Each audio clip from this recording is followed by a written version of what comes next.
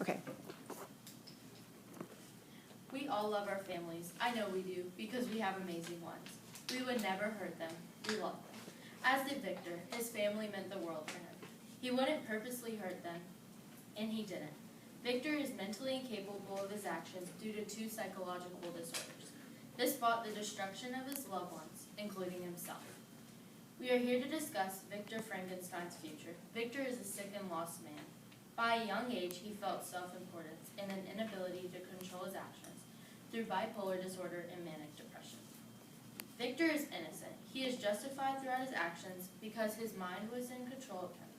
The issue at hand is sending a clinically ill man to jail for behaviors he couldn't control during manic stages.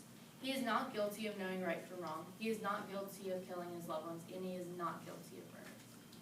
By a young age, Victor had a loving family. He came from a high esteem which started narcissistic feelings of himself and high importance.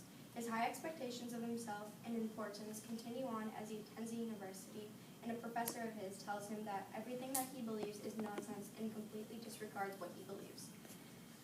After that, it led to his manic stages of a crazy high to do something crazier than himself.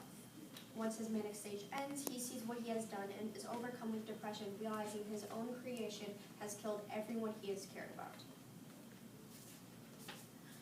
Although you would think he'd go to the authorities sooner, he simply didn't comprehend his own actions. This man was in a highly depressive state, fighting with himself.